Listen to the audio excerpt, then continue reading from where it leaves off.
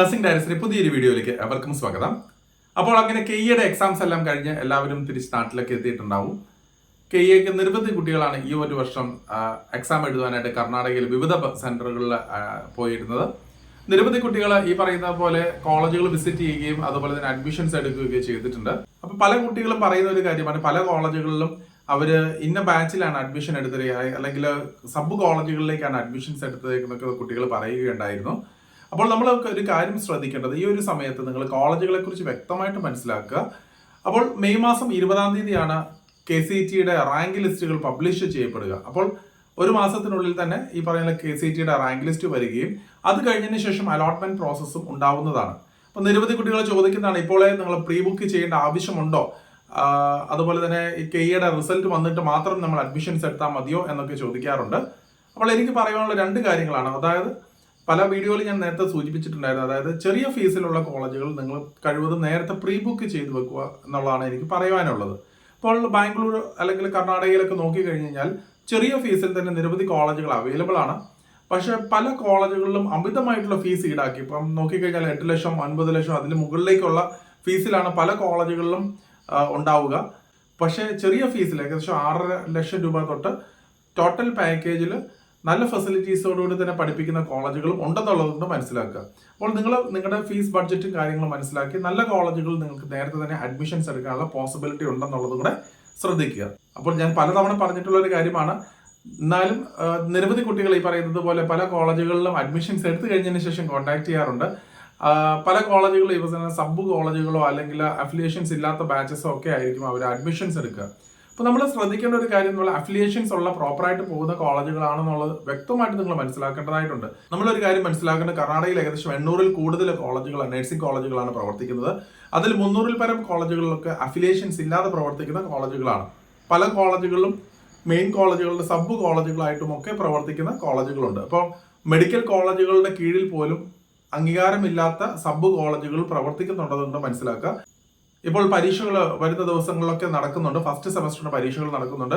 നിരവധി കുട്ടികൾക്ക് കഴിഞ്ഞ വർഷം അഡ്മിഷൻ എടുത്ത നിരവധി കുട്ടികൾക്ക് ഹാൾ ടിക്കറ്റ് ലഭിച്ചപ്പോഴാണ് അവർക്ക് മനസ്സിലായത് അവർ ജോയിൻ ചെയ്ത കോളേജിലല്ല അവർ രജിസ്റ്റർ ചെയ്തിരിക്കുന്നത്. പല കുട്ടികൾക്ക് ഇതുവരെയും രജിസ്ട്രേഷൻ പോലും നടത്താതെ ഇരിക്കുന്ന സാഹചര്യം ഉണ്ടായിട്ടുണ്ട്. അപ്പോൾ അങ്ങനെ വരുന്ന സാഹചര്യത്തിൽ അവർ രജിസ്റ്റർ ചെയ്തിരിക്കുന്ന കോളേജുകളിലേക്കായിരിക്കും അവർക്ക് ഫൈനൽ കംപ്ലീഷനിലേക്ക് പോവുക.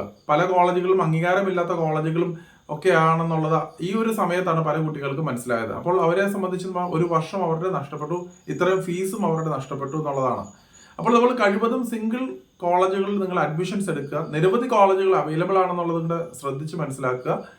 അപ്പോൾ സിംഗിൾ ആയിട്ട് പോകുന്ന ഒരു ക്യാമ്പസിൽ തന്നെ ഒറ്റ കോളേജായിട്ട് പോകുന്ന അങ്ങനെ കോളേജുകൾ കഴിവതും ചൂസ് ചെയ്യുക. ഗ്രൂപ്പായിട്ട് പ്രവർത്തിക്കുന്ന നിരവധി കോളേജുകളാണ് അങ്ങോളം ഉള്ളത്. അങ്ങനെ ഉള്ള കോളേജുകൾ കഴിവതും ഒഴിവാക്കുക. അപ്പോൾ ഇനി നമ്മൾ ശ്രദ്ധിക്കേണ്ടത്, ചെറിയ ഫീസിൽ, അതായത് 9 ലക്ഷത്തിലും താഴെ ഫീസുകൾ വരുന്ന കോളേജുകളൊക്കെ ആണെന്നുണ്ടെങ്കിൽ തീർച്ചയായിട്ടും നിങ്ങൾക്ക് വ്യക്തമായിട്ട് മനസ്സിലാക്കിയിട്ട് നിങ്ങളുടെ ഫീ ബഡ്ജറ്റിന്റെ കാര്യം മനസ്സിലാക്കിയിട്ട് അതിനനുസരിച്ചുള്ള കോളേജുകൾ നിങ്ങൾക്ക് ചൂസ് ചെയ്യാം. അതിനുവേണ്ടി തീർച്ചയായിട്ടും നിങ്ങൾ പ്രീ ബുക്ക് ചെയ്ത് വെക്കാനുള്ള പോസിബിലിറ്റി ഉണ്ടെന്നും കൂടെ ശ്രദ്ധിക്കുക. അതേസമയം നിങ്ങളൊരു ടോപ്പ് ലെവലിലുള്ള കോളേജുകളാണ് അല്ലെങ്കിൽ മെഡിക്കൽ കോളേജുകളാണ് നോക്കുന്നതെങ്കിൽ തീർച്ചയായിട്ടും KCETയുടെ കഴിഞ്ഞതിന് ശേഷം അലോട്ട്മെന്റ് ബേസ് ചെയ്തിട്ടുള്ള കോളേജുകൾ നിങ്ങൾ സെലക്ട് ചെയ്താൽ മതിയാകും. അപ്പോൾ ചെറിയ രീതിയിൽ ടോക്കൺ ഫീ ഒക്കെ അടച്ച് നിങ്ങൾക്ക് അഡ്മിഷൻസ് എടുക്കാം. പക്ഷേ എങ്കിൽ ഉയർന്ന ഡൊണേഷൻ കൊടുത്ത് യാതൊരു കാരണവശാലും മെഡിക്കൽ കോളേജുകൾ നിങ്ങൾ അഡ്മിഷൻസ് എടുക്കാതിരിക്കുക.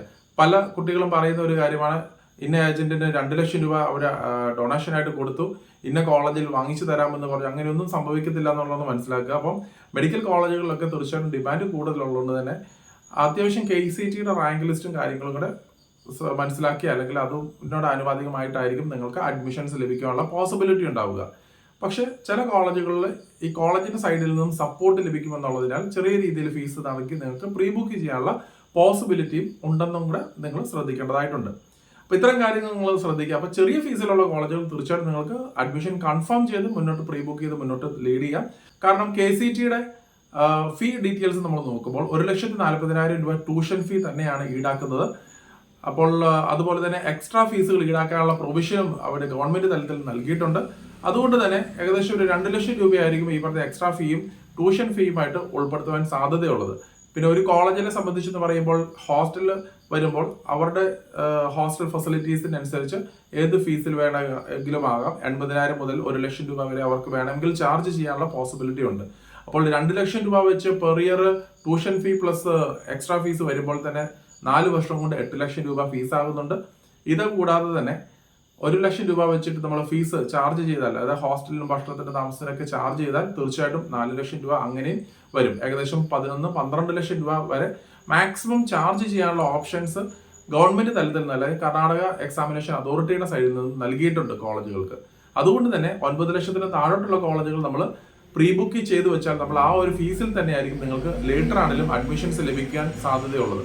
അതേസമയം KCT വഴി നമ്മൾ ആ ഒരു രീതിയിൽ അലോട്ട്മെന്റിലേക്ക് പോകുമ്പോൾ തീർച്ചയായിട്ടും ഈ ഉയർന്ന ഫീസ് ഈടാക്കാൻ ഒരു പക്ഷേങ്കിലും മിക്കവാറും വരുന്ന കോളേജുകൾ മുന്നോട്ട് വരും. അപ്പോൾ അതുകൊണ്ട് തന്നെ ഈ ഒരു കാര്യം നിങ്ങൾ ശ്രദ്ധിക്കുക. നിരവധി കുട്ടികളാണ് കേരളത്തിലേക്ക് മെയിനായിട്ട് ഫോക്കസ് ചെയ്ത്, അതുപോലെ തന്നെ അവർ കർണാടകയുടെ എക്സാമിനേഷനും അറ്റൻഡ് ചെയ്യാനൊക്കെ ആയിട്ട് വന്നത്. അപ്പോൾ അവരോട് എനിക്ക് പറയാനുള്ളത്, നിങ്ങൾ +2 റിസൾട്ട് വന്നതിന് ശേഷം ഏകദേശം നല്ല മാർക്ക് ഉണ്ടെങ്കിൽ ഒരു 93-94% മാർക്കൊക്കെ +2 ലഭിക്കുന്ന കുട്ടിയാണെങ്കിൽ തീർച്ചയായും നിങ്ങൾക്ക് കേരളത്തിൽ കിട്ടാനുള്ള പോസിബിലിറ്റി ഉണ്ടാവുന്നതാണ്. പക്ഷെ നമുക്ക് +2 റിസൾട്ട് വന്നു കഴിഞ്ഞാൽ ഓവറോൾ എഫക്റ്റ് എങ്ങനെയാണെന്ന് മനസ്സിലാക്കിയാൽ മാത്രമേ നമുക്ക് അനാലിസിസ് കാര്യങ്ങൾ ചെയ്യാൻ സാധിക്കുകയുള്ളൂ. അതനുസരിച്ച് വീഡിയോസ് ഞാൻ തയ്യാറാക്കുന്നതാണ്. എങ്കിൽ ഞാൻ കഴിഞ്ഞ വർഷങ്ങളിലെ ഏകദേശം ഒരു രീതിക്ക് നോക്കുമ്പോൾ 93% മുകളിലേക്ക് മാർക്കുള്ള കുട്ടികൾക്ക് തീർച്ചയായിട്ടും കേരളത്തിൽ അഡ്മിഷൻ കിട്ടാനുള്ള പോസിബിലിറ്റീസ് ഉണ്ടാവുന്നതാണ്. അങ്ങനെയുള്ള കുട്ടികൾക്ക് കേരളം തന്നെ ഫോക്കസ് ചെയ്ത് മുന്നോട്ട് പോകാം. അല്ല, നിങ്ങൾക്ക് ഒരു വീക്ക് ആവറേജ് ആയിട്ടുള്ള സ്റ്റുഡൻറ്റ് 80s നിൽക്കുന്നത്, നിങ്ങൾക്ക് മാർക്കുകൾ ലഭിക്കാൻ സാധ്യതയുള്ളൂ. +1 മാർക്കിന്റെ ബേസിസിൽ നമുക്ക് ഏകദേശം ഒരു ധാരണ ഉണ്ടാവും. അപ്പോൾ 70s 80s ഉള്ള കുട്ടികളാണെങ്കിൽ തീർച്ചയായിട്ടും നിങ്ങൾ കർണാടക അല്ലെങ്കിൽ മറ്റുള്ള സംസ്ഥാനങ്ങളിലേക്ക് നേരത്തെ തന്നെ അഡ്മിഷൻസ് എടുക്കാനുള്ള പോസിബിലിറ്റി നിങ്ങൾ നോക്കേണ്ടതായിട്ടുണ്ട്. അപ്പോൾ ഇത്രയും കാര്യങ്ങളാണ് നമ്മൾ ഈ ഒരു ഘട്ടത്തിൽ ചെയ്യേണ്ടത്. അപ്പോൾ പ്രീ ബുക്ക് ചെയ്യണോ വേണ്ടോ എന്നുള്ളത് നിങ്ങളുടെ മാർക്ക് അടിസ്ഥാനത്തിലും നിങ്ങളുടെ ഫീസ് ബഡ്ജറ്റിന്റെ കാര്യങ്ങളും എല്ലാം മനസ്സിലാക്കി നിങ്ങൾ അഡ്മിഷൻസ് എടുക്കുക. അപ്പോൾ നിങ്ങൾ കോളേജുകളിൽ ജോയിൻ ചെയ്യുന്നതിന് മുന്നേ തീർച്ചയായിട്ടും നിങ്ങൾ സെക്കൻഡ് ഒപ്പീനിയൻ നിലയിൽ തീർച്ചയായും ഞങ്ങളെ കോൺടാക്ട് ചെയ്യാം. ഉള്ള കാര്യങ്ങൾ ഇൻഫോർമേഷൻസ് എല്ലാം പ്രോപ്പറായിട്ട് നിങ്ങൾക്ക് ലഭിക്കുന്നതായിരിക്കും. അതുപോലെ ഏതെങ്കിലും കോളേജുകൾ നിങ്ങൾക്ക് അഡ്മിഷൻസ് എടുക്കണമെങ്കിൽ അതിനുള്ള ഗൈഡൻസ് നമ്മൾ ഹെൽപ്പ് ചെയ്ത് തരുന്നതായിരിക്കും. അപ്പോൾ മറ്റൊരു അപ്ഡേറ്റുമായി ഉടൻ തന്നെ കാണാം. നന്ദി.